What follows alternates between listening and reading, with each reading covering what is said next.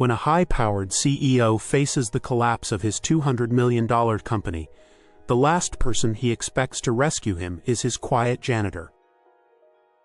In the heart of New York City, Dominic Kane, 47, sharp-suited, caramel-skinned with streaks of silver in his hair, paced in the uppermost glass tower of Virion Technologies. CEO, billionaire, and boardroom legend, he now stared at a screen flashing urgent red. His company, the empire he built from his 20s, was losing control. A $200 million merger had gone wrong. A foreign currency hedge misfired. The entire company teetered on bankruptcy. Security had long gone home, but someone was still in the building. 31-year-old Amara Wells moved quietly through the executive floor. Brown-skinned, with tightly coiled black hair tucked under a gray cap, she wore faded blue janitor overalls and wireless earbuds. But what no one at Virion knew was that Amara held 2 degrees, one in applied mathematics, the other in financial systems. Life's detours forced her into janitorial work after caring for a sick parent derailed her promising career. That night, as she emptied Dominic's trash, she glanced at the screen. Numbers, algorithms, patterns. Her eyes narrowed. "Wait," Amara whispered, stepping closer. She looked around, alone. The screen displayed a proprietary trading algorithm, but it was misfiring. A feedback loop was bleeding funds, she muttered to herself, rerunning the model in her head. She tapped a few keys. Then, without logging in, she pulled a notepad from her cart and scribbled a solution in symbols and code fragments. Dominic returned from the break room with a bitter black coffee, startled to find Amara near his desk. "What are you doing?" Caught. Amara froze, but her voice was steady. "Sir, your algorithm has a recursive error. If you don't bypass the 4th node loop, your hedge position collapses with the market's opening bell." He narrowed his eyes. "You read code?" She nodded. "And I fixed it." Skeptical but desperate, Dominic recreated her notes in the system. The simulation ran, stabilized, profits adjusted, the hemorrhaging stopped. For the first time in 20 hours he exhaled. He looked up at her. "Who are you?" "Amara, the janitor, but also a data scientist, or I used to be."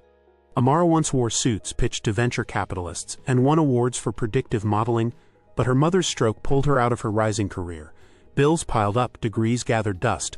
Virion was just a paycheck. She had watched from the shadows, unseen, unheard, until tonight. Dominic called an emergency board meeting at 3 a.m. His executives, groggy and jet-lagged, joined virtually. He explained the crash, then the miracle. Some dismissed it as luck. Others wanted proof. Amara sat quietly beside him, still in her overalls. They gave her 10 minutes. She walked them through Virion's flawed hedging model and the corrected equations she drafted. She used a whiteboard and 3 markers. By the end, a stunned silence filled the Zoom room. A finance VP whispered, "She saved us." Dominic met her eyes. "You don't belong on a cleaning shift." "No," she replied. "But I needed to survive." He offered her a position. Not symbolic, not PR-driven. Chief Data Officer, $400,000 salary, stock options, full medical. She blinked. "You're serious?" "As a heart attack," he said. By morning, the office buzzed with gossip. The janitor was now an executive. Suits whispered, some sneered. But when Amara entered the war room and solved a weeks-long issue in minutes, the sneers faded. Talent had no uniform. The boardroom turned icy as Dominic announced Amara's promotion. Men in tailored suits exchanged wary glances. One, a longtime board member from Old Money, leaned forward and scoffed, "We can't have a janitor in the C-suite. What will the media say?" Dominic didn't flinch. "They'll say we value intelligence, not image." Amara sat silently beside him, calm but firm. Her natural curls pulled back into a sleek bun and a navy blue blazer over her shirt. Her voice, when she spoke, was precise. "You don't have to believe in me. Just watch the numbers." She had no interest in being liked. She was there to deliver, and deliver she would. Her first 90 days as Chief Data Officer rewrote the company's DNA. Amara rebuilt the algorithm architecture from the ground up, eliminating outdated scripts and retraining AI models with cleaner, more relevant data.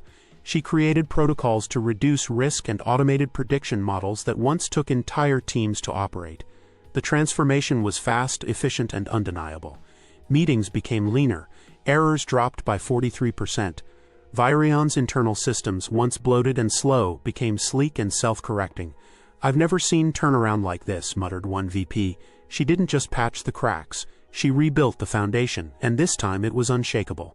After a long quarterly meeting, Dominic suggested dinner, not at a 5-star spot, but a quiet fusion cafe in Midtown. Amara hesitated. "Is this professional?" He smiled. "It's human. They shared a bottle of red wine, laughter and stories. She spoke about her mother, the weight of caretaking and the disappointment of Pa's dreams. He confessed how the boardroom sometimes felt lonelier than poverty. Success can isolate you, he admitted.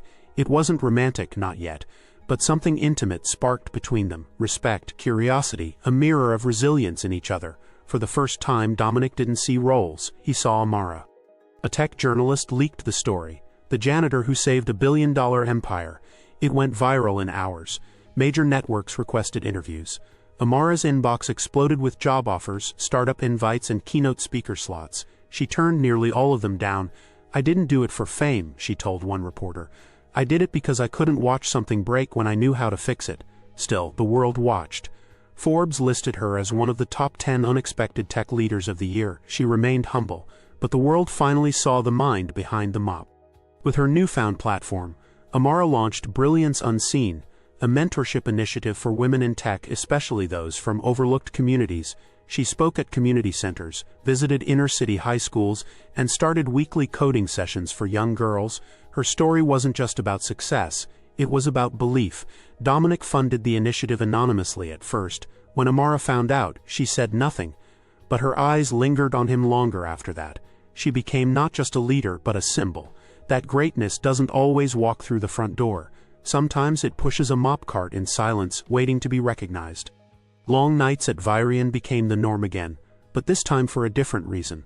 Amara and Dominic began collaborating not just on systems, but strategy, ethics, and future vision. He trusted her instincts. She challenged his blind spots. They began to finish each other's sentences, share inside jokes, order dinner for two even when only one was expected. It wasn't about romance, not entirely. It was about understanding. Dominic had built empires. Amara had rebuilt herself. And in the spaces between data points and silent glances, trust grew, slowly, quietly. The kind that wasn't taught, it was earned. When a rival company launched a cyber attack to destabilize Vyrian's new infrastructure, panic swept through the IT floor. Systems locked, trade stalled, but Amara didn't panic. She flew through code, identifying the breach's entry point and deploying a countermeasure using a sandbox environment she had secretly built weeks prior, just in case. Dominic stood beside her as she worked, phone to his ear barking orders to legal, PR and crisis teams. Within 90 minutes the attack was neutralized, data integrity preserved. Afterward the staff applauded her. Dominic simply said, "I knew she had it." This time no one doubted her. They stood on the rooftop garden of Vyrian's tower, city lights glowing below like fireflies in a jar. Amara leaned on the railing, hair down for once, wind brushing strands across her face. Dominic joined her, quiet, thoughtful. Then he spoke. "You didn't just save this company," he said softly. "You saved me, from arrogance, from blindness." She turned, smiling. "And you gave me back the parts of me I thought were gone." He reached for her hand. "Let's not just build code, let's build something real, together. No grand speeches, just vulnerability." And she whispered, "Yes." Months passed. The company evolved. Together they launched a new arm of Vyrian focused on ethical AI, data equity and global mentorship. Amara co-led every decision. Dominic officially stepped down as the sole CEO and handed her co-founder status. "She deserves this," he said in a press release, "not because of what she did, but because of who she is," the headlines read. From custodian to CEO. But inside Vyrian, she wasn't just a headline. She was the heart of change. The board adapted, the culture shifted, the future of tech looked different now, better because of her. This story isn't just about one company or one woman. It's about what we fail to see when we measure worth by titles. Amara Wells, once overlooked, underestimated, and invisible, proved that brilliance doesn't always wear a badge. Dominic Kane, once proud and distant, learned the strength in surrender, in listening, and in lifting others. Together, they redefined what leadership meant. Merit beats hierarchy. Kindness beats arrogance, and the world belongs to those bold enough to rewrite their place in it. If this story inspired you, don't forget to subscribe, because the next story might be about you.